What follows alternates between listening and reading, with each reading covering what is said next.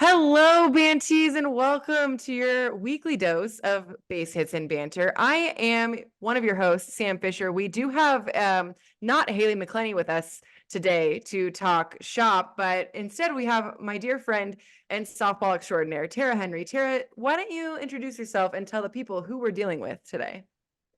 Well, first and foremost, some pretty big shoes or mic to fill in Haley McClinney. I will say that. I am not Haley McClinney, but I am Tara Henry, general manager of Softball America and head coach of the Great Britain national team. Just so excited to be here with you, Sam, and talk about the wonderful sport of softball because Yes. what a wild, wild time of the year for us. It really is. Also, Tara Henry played softball at UCLA. Don't let her not tell you that she was a dynamite softball player as well. And to be fair, Tara, I do think probably most shoes are big to fill because you're like a size five, 5.5. Yeah, five and it's a true. half. Yeah, I know. So Yeah, Sam, when we were talking about packing one day, saw how many shoes I could get into a carry-on. I think I could get 5 pairs of shoes into one side of a carry-on, and I oh, think Sam literally almost cried when she saw how many shoes I could get into a carry-on. I gotta We'll start pack there. like a whole new bag just for my canoe shoes. But anyway, you're right. Crazy time of year. We just saw over the weekend that all the conference tournaments as well as the selection show. So what stood out to you first talking about the conference tournaments? Did anything surprise you? What were some things that were going through your head as you're watching these teams compete in their conference tournaments? Well, absolutely. What a weekend it was. And I was in Auburn at the SEC tournament Yeah. and watched Florida just run through that SEC tournament. Uh, just loads of offense, so many weapons up and down that Florida Gators lineup. And Keegan Rothrock, the freshman in the circle for Florida, just incredible 26 wins on the season. So, very, very impressed with Florida, who had lost their entire pitching staff from a season ago. Yeah. So in terms of the SEC, Florida, the winners out there in the tournament, and really surprised that Tennessee dropped that first game to LSU. Good Yeah. win for the LSU Tigers and Beth Serena and her staff. So they're in the SEC, but Charlotte winning the American big win over Wichita State. Sam, I don't know Yeah. if you were able to catch that, but Big win. what a performance by the 49ers and Yeah. knocking Wichita State out of the tournament and out of the NCAA tournament. That you just, man, like every you think about looking at a season and you think, okay, like we're in the preseason or oh, we're here. Oh, does this matter? It literally all matters. It at the end of the day, It when we did. come to this time, it all matters. And I feel so bad for Wichita State. They have some solid seniors who are just lighting softball up, kind of having an early finish. But yeah, that was rough. Yeah. Addie B, I just, I wish that the world could get a little, a couple more weeks or a couple games, Yeah. even with Addison Barnard and Cece Wong as well in the leadoff spot for Wichita State. So obviously there. And then the Bruins, big time, winning both the regular season Yes. and the Pac-12 It's not tournament easy. title in epic fashion, Sam. Yeah. Like epic Yeah. fashion. I And I know like you love some Charlize Palacios. I know she's so great. I'm a real Palacios fan, but just in general, I love that family. But she, man, UCLA is a team that there's a few of them that's happened this year where in the beginning of the season, we're like, oh my, are they okay? And they are doing what they need to do at the right time. Like, talk about they are lit up right now, just beating everybody. And Charlize, my goodness, she just can't stop being clutch. And when else do you want to be clutch but May? This is the time. So I've been It's the best time. it's the best time. And I'm really happy to see UCLA softball show itself again because at the beginning of the season, it was not your typical UCLA softball. And it's hard, obviously a former Bruin, it's hard to have a conversation about dominating college programs without talking about UCLA, obviously. So it's always a little weird when they lose, but they found the Bruin magic. They really have. Yeah, and I know we're going to get into the bracket, and that Los Angeles regional is one that I definitely have circled, and we'll get into that. But not Yeah. only taking a look across the country, just loads of automatic bids were tickets punched, and Miami, Ohio, I think, is a huge story this season, and can't say enough about what Karen Gamar has done there at the helm, and Carly Spade just hand the ball at the park, like literally Yeah. every other at bat. It feels like Sam.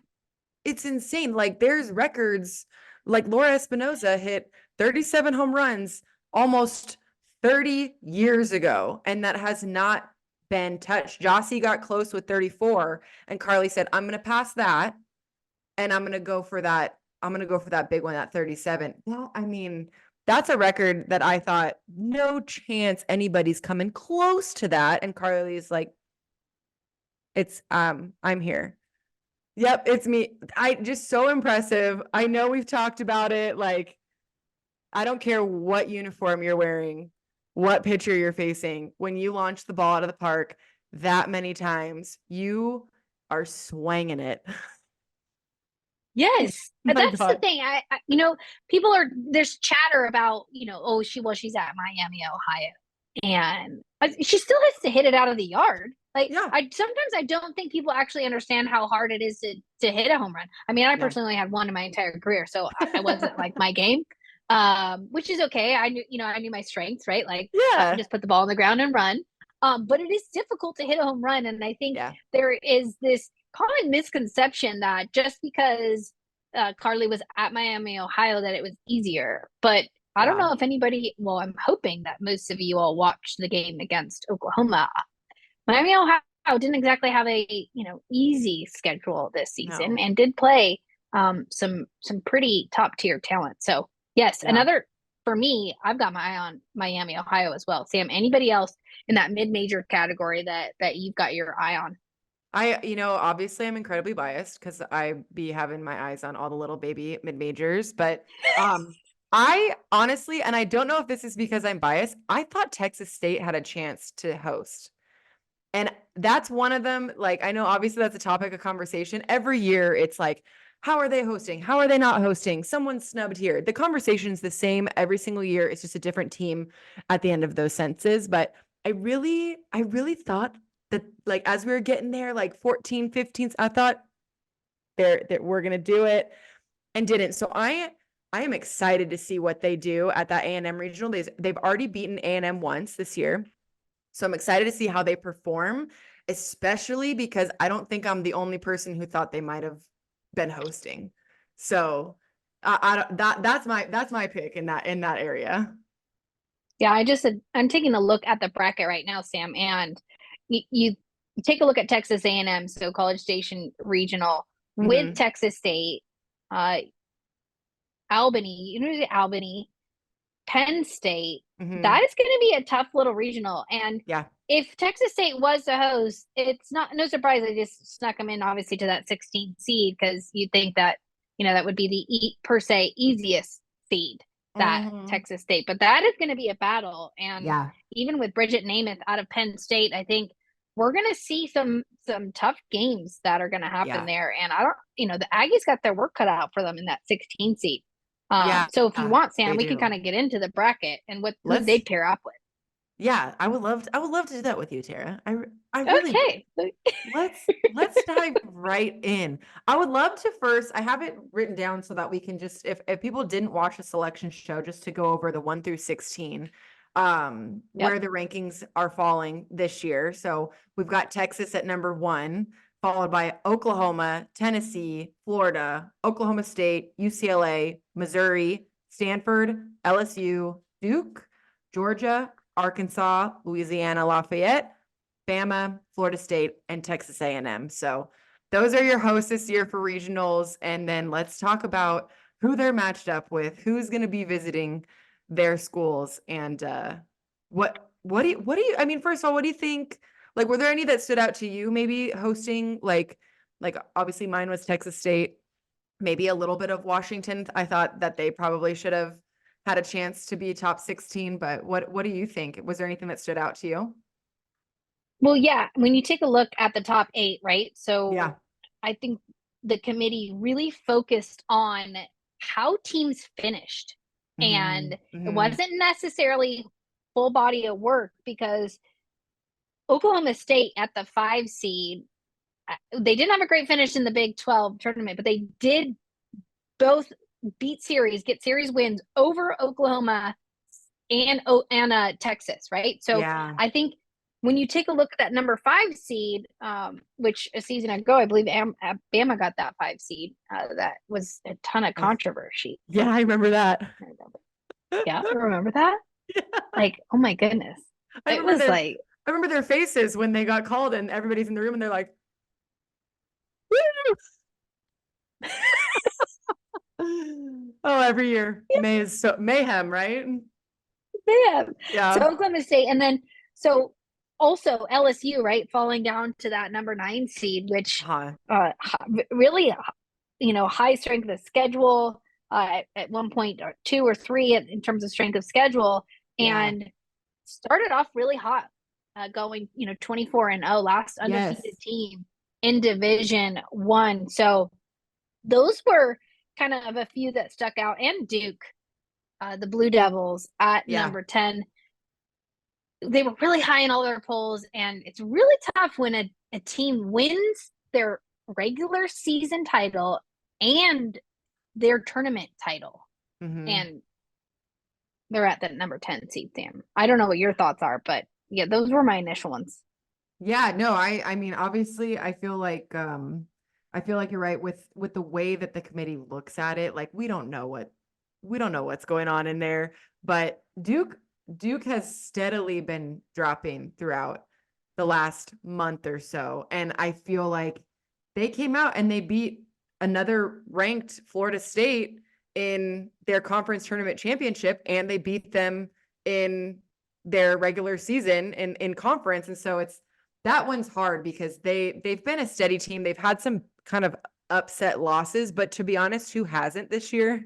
I Yeah. think this has like been such an interesting year of softball in that I don't I don't know who's gonna win every time I'm watching a game, and I think that more than the past few years, I feel like it's anybody's game. There's upsets, there's, you know, look at Oklahoma's season. They've had series taken from them that we would never have expected that to happen before, but softball just is out there wild in. It's but This I season, all season yeah, long, it like really has. literally. Yeah. Think about the start, Sam. If we look back and we talk about UCLA and Florida State's start to the season, Yeah.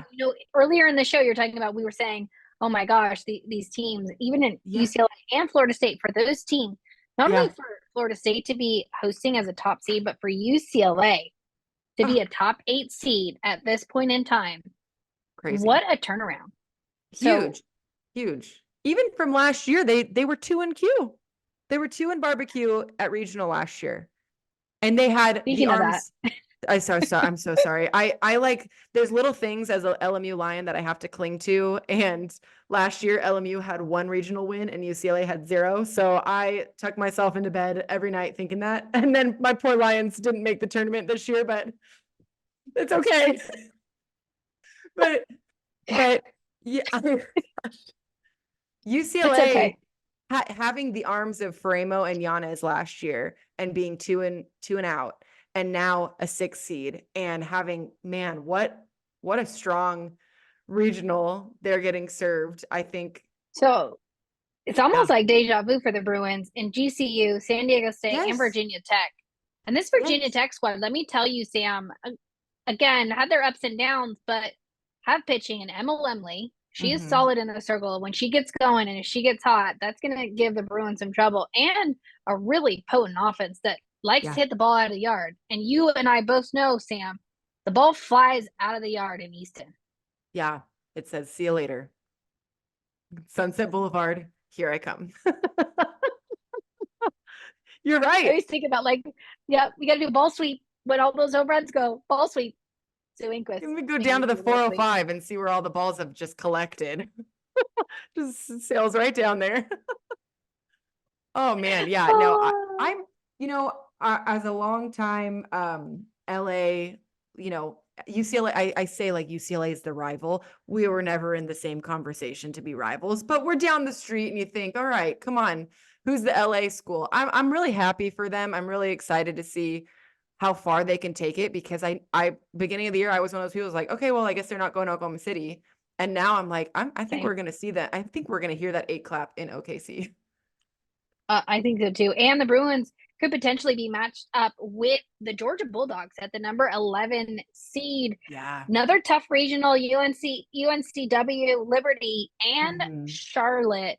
Not an Yeah. easy route for the Georgia Bulldogs, which No. again, another squad that had their struggles throughout the SEC, struggles in the circles and struggles at the plate. An offense that is so lethal when it's on. Yeah. It I mean, it really, really is. And I did like what I saw out of the Georgia Bulldogs at the SEC tournament, again, Yeah. falling to Florida, a red hot Florida team. But Yeah. I do like what I'm seeing out of Tony Baldwin's squad as of late, because to be honest with you, Sam, it was touch and go there for a bit for the Georgia Bulldogs. Yeah. Yeah. And you're right. Like, I feel like the conversation, regardless of the team, is people are getting hot at the right time. And like you said, when Georgia's offense is on, they they're on. Like everybody, all hands on deck, they're hitting the ball. And so I think Georgia kind of finding that the last couple of weeks has been what they needed to go into a tough regional, because I don't count out, listen, I don't count out a Liberty team that is coached by a couple Dot Richardson and a couple of Fagans. Are you kidding me? Those are some dogs.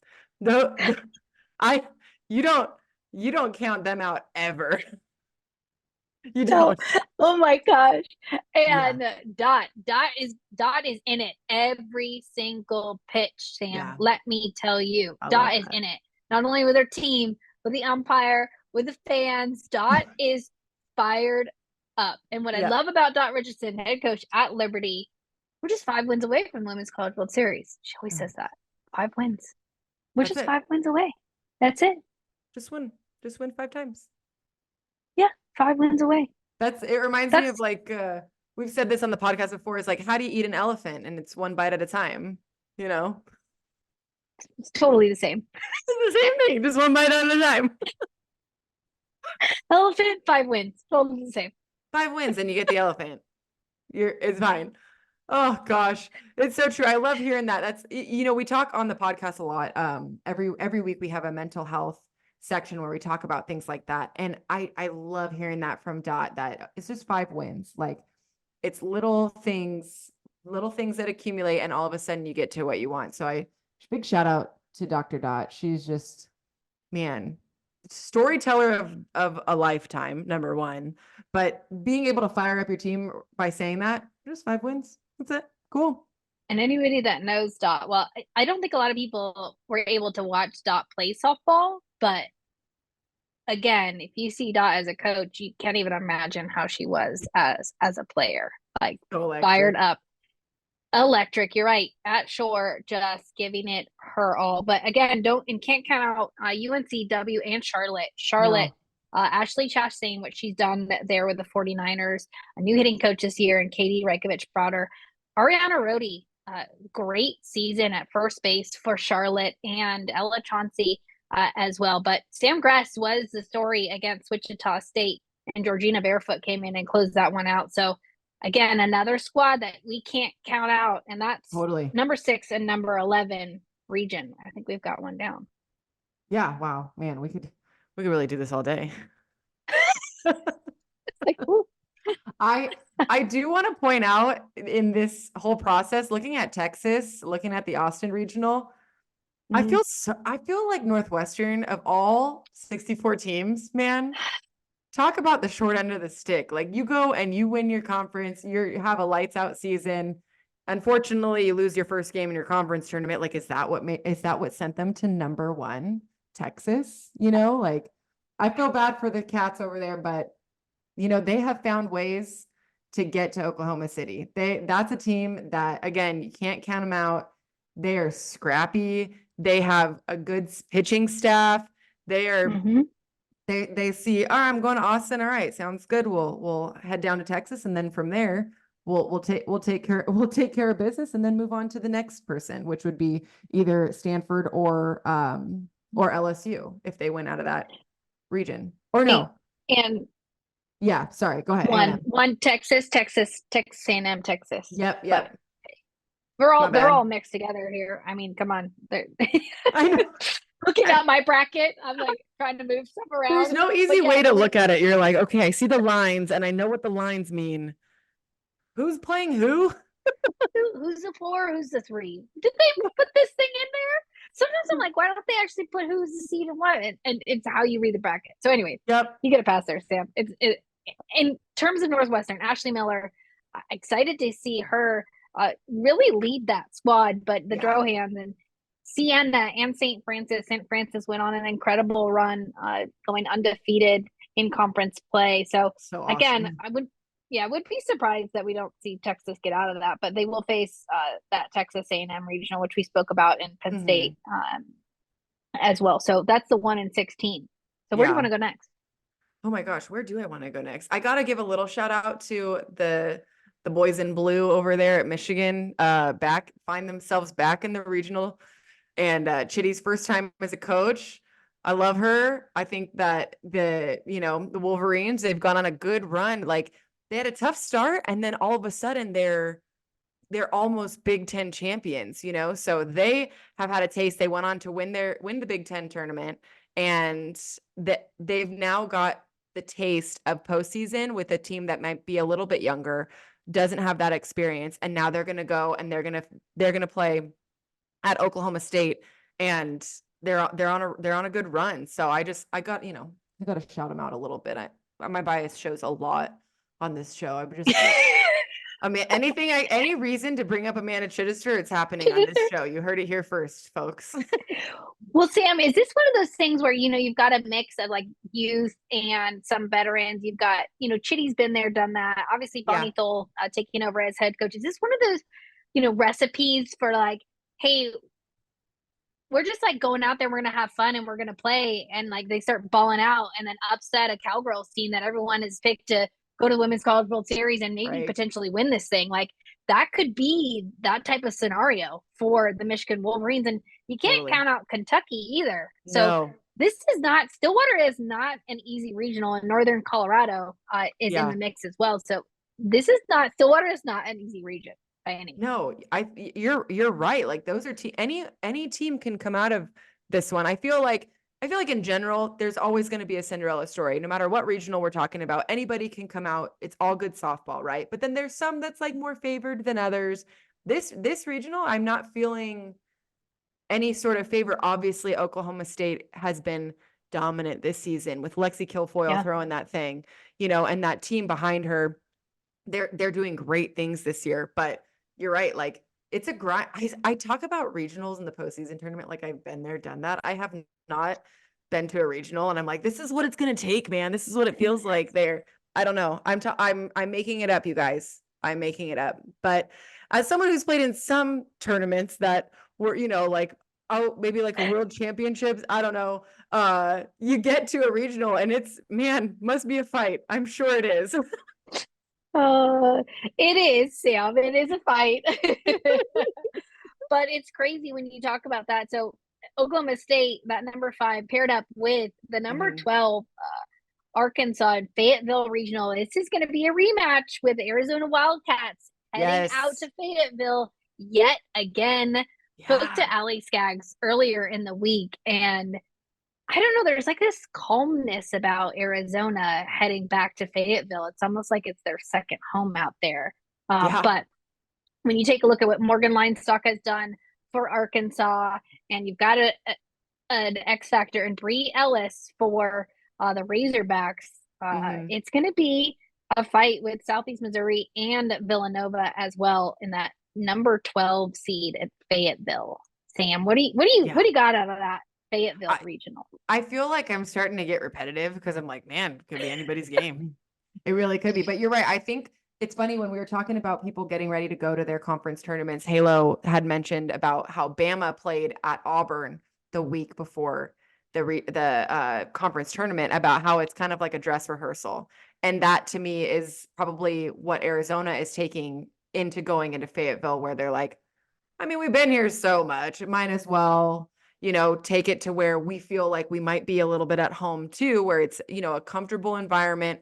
That's something I think is such an advantage. You talk about being 1 through 16, such an advantage to get to sleep in your own bed, play at your park, practice where you practice. And for teams that are revisiting places like Arizona is visiting Arkansas, I think that's a huge advantage as well.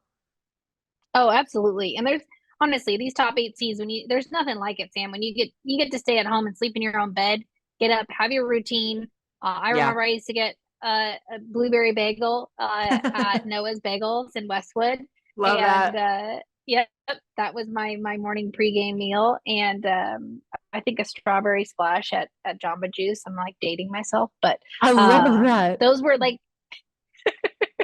I love that. that was it. Like Yeah. sleeping in your own bed, going to your favorite breakfast spot and getting Yeah. to the field and just knowing where you're going to take BP and your surroundings. There's just something that is so comforting about that. So Yeah. again, for Arkansas, huge that they'll be at home at Fayetteville, but keep an eye on Arizona in that regional in Fayetteville. Where do Yeah. you want to go next? Let's just keep going and we'll go to Florida. Let's keep talking a little SEC. I mean, like you said, red hot Florida. They've got FGCU, Florida Atlantic at South Alabama. Oh, I almost had like a chitty Alabama. That was weird, came out. Alabama. So all these teams essentially are in a way local, where this regional to me is like people aren't really traveling that far to go down to Gainesville. And that it's going to be tough for those 3 teams facing a red hot Florida. Of the hot teams right now, the way that they played in the SEC tournament, man, they are spicy hot. So that's my take Like there. super spicy hot. Like what? So Like spicy. habanero. Like Yeah. super spice. Yeah. Like Like I one don't know bite what and the you need 3 spiciest. glasses of water. Yeah. I don't know. Yeah, Ghost or milk. pepper I think hot. milk. I think milk neutralizes spice better than Bring water. me a glass of milk. Oh yeah. No, that's gonna be tough. It's gonna be tough to take down Florida. Yeah, FAU, Jordan Clark in her second season there. Can't say enough about what she's done for Florida Atlantic, getting a Yeah. share of the regular season title. Then South Alabama with Olivia Lackey, she's gonna give anybody a run for their money there for South Alabama and FGCU, who had beat Florida State earlier in the season. Yes, they did. So another fun one down in Gainesville. But I agree with you, Sam. I think it's going to be really difficult for anybody to take on that Florida squad. If we see the defense break down for Florida, that might be an issue. But with just that lineup, I mean, you look at 1 through 9, it's It's going to be tough. real tough.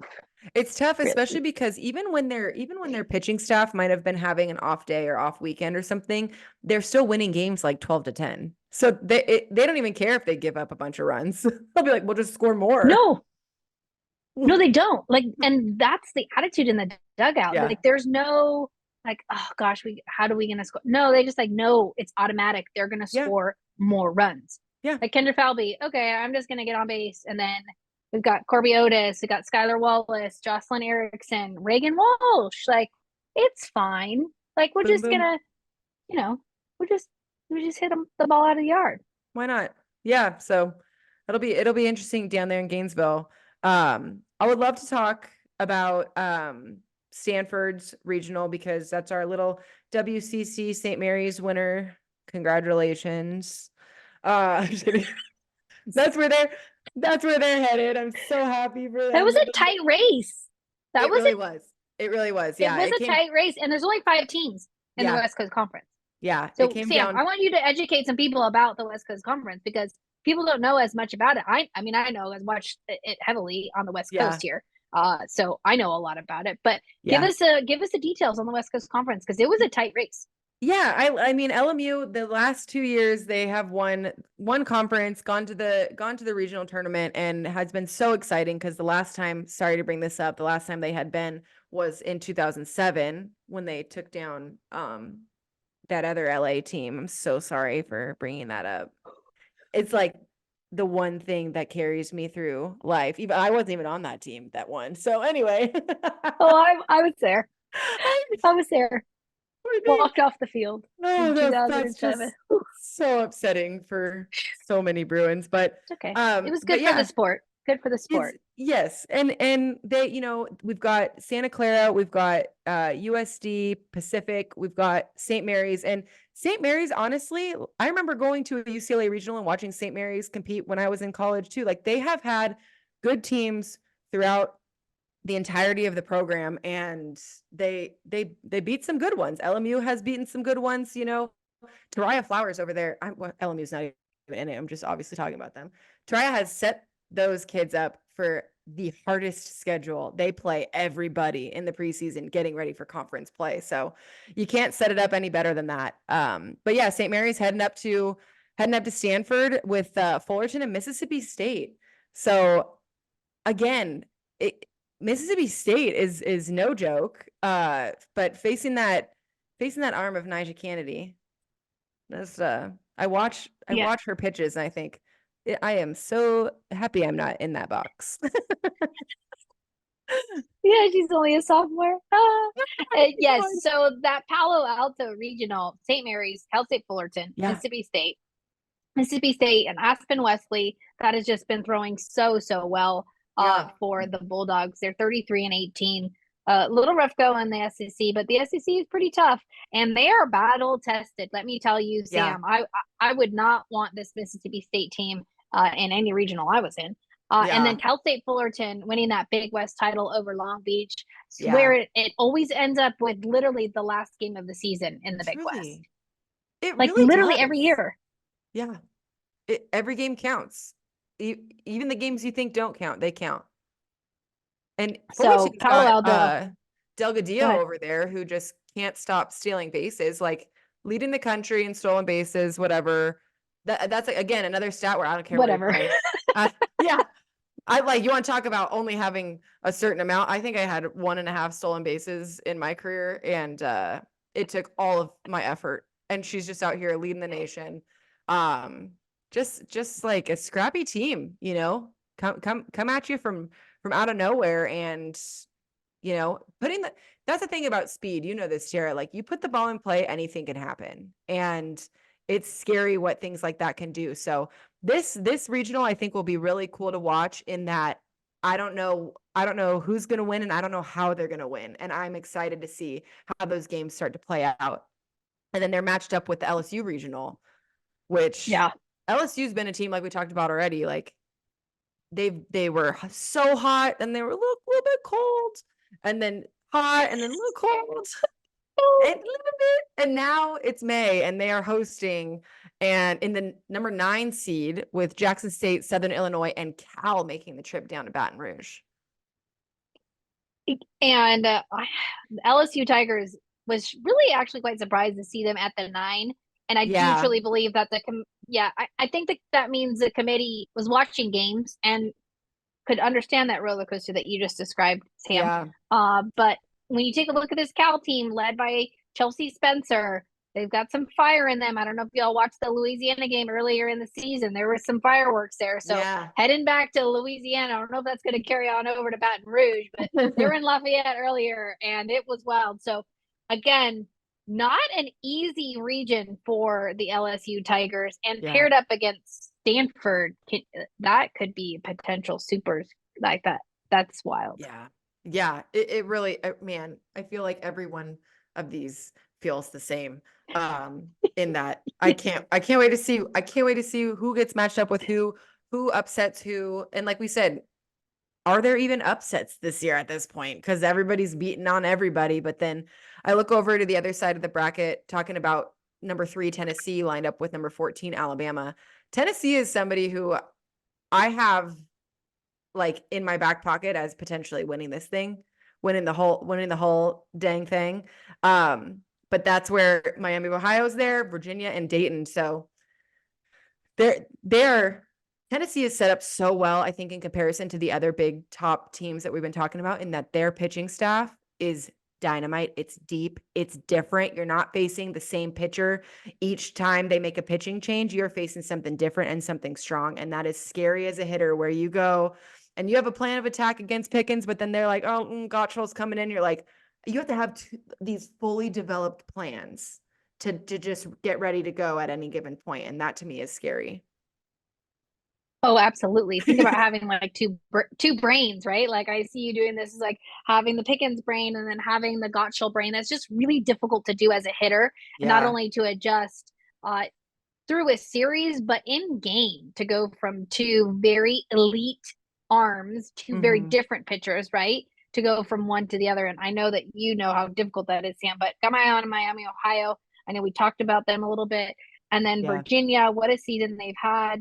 And then Yeah. pairing them up with Alabama and Clemson. I, I made this prediction earlier that Clemson could potentially get out of Tuscaloosa. I know it's hard to play in Rhodes House, at the Yeah. Rhodes House, but Clemson could turn this thing around and get out of Tuscaloosa. And I Yeah. wouldn't be surprised to see that. We'll see. We'll see what Alabama team shows up. And Caleb Beaver, so incredibly difficult in the circle. So wouldn't be surprised Yeah. to see them get out of there, but I'm going with Clemson. Yeah, and I agree. I think I don't remember who it was against. Alabama had a series. It might have been Tennessee. They had a series where they scored 1 run only and they won the game. Like their offense is not doing the things that I know that they would like them to be doing. But again, it's May. Like those bats you've had the reps at this point. You've seen the pitching. You know what to expect. You've got the scouting reports, and their offense could come alive in the way that they've been wanting it to all season long. But yeah, that's a tough regional there in It's hard to play at Tuscaloosa. I've never done it, but I hear it. I hear it's tough. I've watched it there. And there's nobody like the Alabama fans, that's for sure. Roll Tide, No, yeah, roll Tide. I Roll mean, I Tide. got to go to the Rhodes House for the first time this year, and I get it now. I understand. Yeah, There are like it's so awesome. forces. There are forces around underneath that stadium that you can't see them, but you can sure feel them, Sam. Oh yeah, I'm telling you. you sure can. Oh, I think we've got a couple more regions to talk about, which I'm kind of saving one for last if people haven't figured that out yet. But let's talk Missouri. In the 7 seed lined up with Duke. Missouri, you've got Omaha, Indiana, and Washington. I think Washington's a team that all season long we saw them struggle to secure the sweep during Pac-12 play. They great Friday, great Saturday, shut out on Sunday. So I think them being shut out again and not hosting, that's going to be a scary team to face after all season long of being like, dang it, dang it, dang it, dang it, and then the big dang it of not hosting. That's a scary team heading over to Missouri. What do you think about that regional? I think it depends on what kind of Washington team shows up. We Yeah, know Ruby Nalen can hold it down in the circle as well as Lopez on the left side. So, pitching, we know that they've got it and they're capable, and we know that their bats have it too. So it's not like yeah, the talent's not there. I think it's figuring out as a squad who shows up that game, and then you take a look at Omaha and uh-huh. Indiana. Not an easy one by any means in No, Columbia. So Larissa Anderson's got her work cut out for her and her staff to get the Tigers ready, who had such a run in the SEC tournament, falling short to Florida. And I think yeah, that's just a testament to how well Florida's playing right now. But her ability to manage that pitching staff, Larissa Anderson, and really have clear roles and defined roles using that starter kind of middle relief and closer mentality, yeah, going to be tough. And paired up with Duke at yeah. 10 on the other side. I don't know, Sam, Duke, Morgan State, Utah, and South Carolina. Like, not an easy go either over there. No, truly not. And Duke, like we're saying, has kind of dropped down, like getting to that 10 spot. I'm sure that they're in a position where they're like, all right, we've got, just like when Softball America ranked them number 1, Halo and I talked about it. We're like, okay, let's see. Are they going to feel the pressure of having to be number 1, or are they going to maybe crack a little bit, or, or it's not going to matter, or like, watch us, because no matter where anybody's ranked anywhere, somebody's gonna have something negative to say. So you go with, you're either like, oh man, the haters are right, or man, or forget the haters, let's go. So I'm curious to see how Duke responds to that, but also like Utah has looked good. There's some teams across the board that have not been as much in conversations as others, because like think of the SEC. You've got Tennessee that you're talking about. You've got Florida you're talking about. Mizzou was there the whole time where they're like, we're watching you talk about everybody else.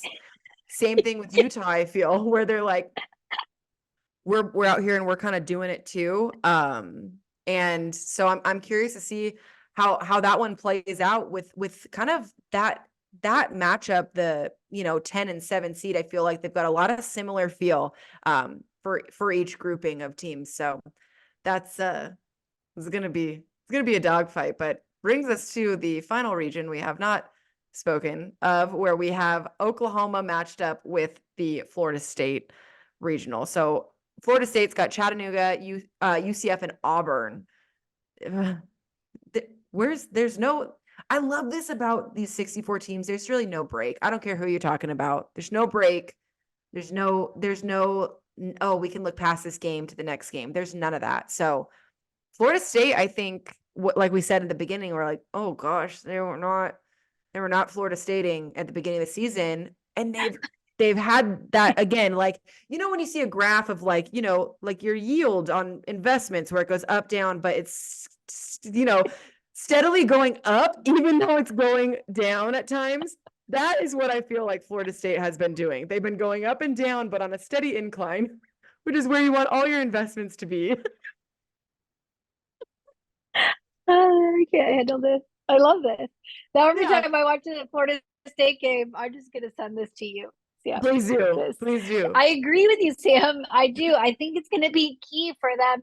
Obviously, playing Chattanooga first to get through that game, but gosh, UCF and Auburn, Maddie Penta, Shelby Lowe, Yeah. two viable arms for the Auburn Tigers. But UCF entering the Big 12 this year.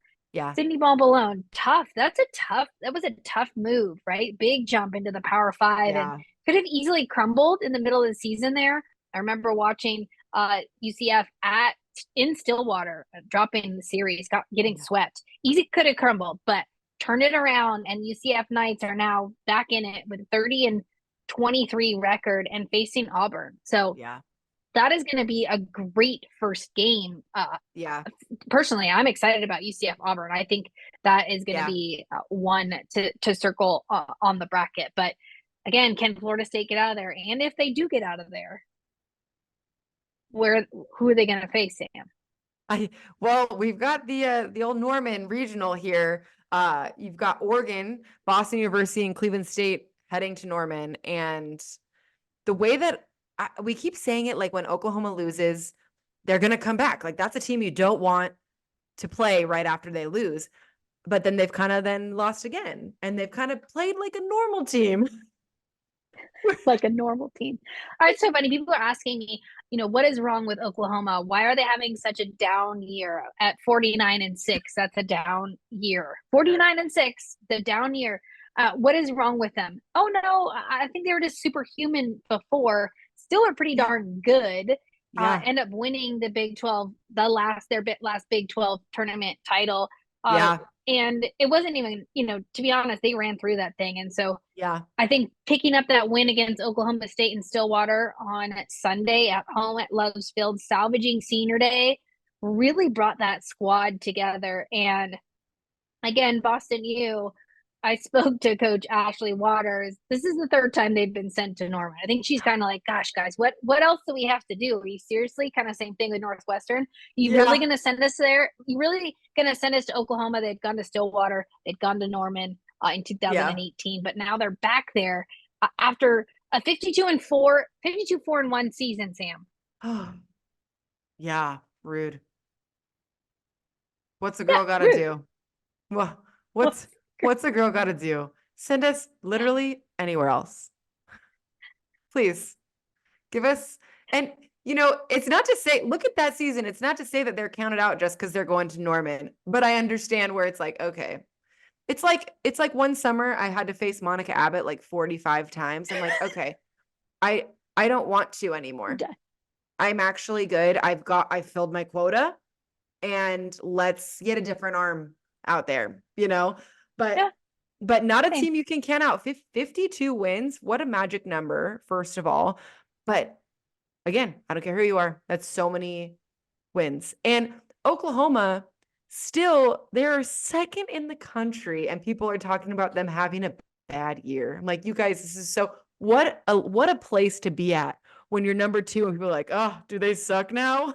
Down year at number 2 in Losers. the country.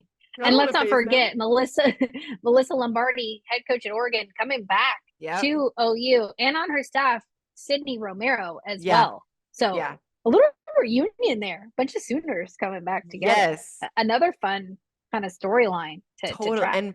And people who know how to win, people who know how to win. And I'm excited. This is what a fun thing to dive into this bracket with you, Tara. You're obviously someone who's been so involved in the sport as a player and then after your playing career. So I could talk shop with you all day. I really love it. I'm so appreciative for you filling the giant shoes of Haley McClenny with your cute little feet. But yeah, Tara, and also thanks for what you do for the sport, because this is this coverage, talking about it with you right now and knowing everything, every number, everything off the top of your head, it reminds me of growing up watching MLB and getting the attention that they get. And so you give that where it is due for these softball players. So I just think you guys, what a treat to get to listen to Tara and her insights. Because man, you are watching softball all the time. All the time. Sam, I love you. I love what you're about. I think the greatest part about what we do is highlighting these incredible performances. And it's not just about the big dogs. It's about everybody. And I think that's what's been so cool about the coverage is we've got multiple outlets. We've got, loads of schools that are involved and people that are so excited about our sport. And I think at the end of the day, the more people that we can get to fall in love with the sport of softball, the better. And I know that you're a huge proponent of that. So just thank you for having me on, and thanks Halo for going on vacation. Yeah, see you later, Halo. I'm just kidding. Yeah, no, this is great. And you guys follow along with Softball America. They are covering everything all the time. And don't forget to check out usasoftballstore.com to get your cool USA softball gear that you can rep, and use code BHB15 for 15% off for your whole order. They got some cute stuff. I'm just saying, I might have it all in my closet. But again, you guys, super excited. Tara, do you want to finish the show with a pick for who's going to win the World Series? Or do you want to? Oh, I know, that just came to me out of nowhere. I that thought just happened. I don't know. Do you want to? Who's going to win the World Series? Whew.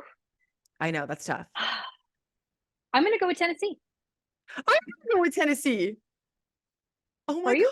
Yes, I swear that's what I was going to say. I think it's their year. I honestly, yeah. I think they're going to be hungry after losing too in the SEC tournament, and looking into Karen Weekly's eyes in the presser, and they're so steadfast in their mission. I'm like, ooh, I don't want to be in their way. No. And talking about Liberty and having 2 Fagans on the staff, you got Aubrey Leach on that staff and 2 Leach sisters on that team. Talk about assassins, man. They can get it done. So I don't want to I can't, I'm not putting any money against Tennessee. I'm putting it all for them. So I love finishing that on a controversial note. I really do. Me too. Until next time, my friends, I've been Sam Fisher with my friend here, Tara Henry, and we'll catch you watching some softball this weekend. Team USA has brought me opportunities that I never thought would happen before, and I'm super humbled to be able to represent my country. There's so much talent in the United States playing softball right now, and we want to see the game continue to grow and prosper and develop. I want to develop not just men, but women's softball as well. I want to see more girls like me playing this sport. I just hope one day that I could be somewhat mentioned, like a Natasha Watley, to help this game. I just remember watching everyone in the Olympics, and you guys just representing this country. And for me playing USA softball, I just want to do the same.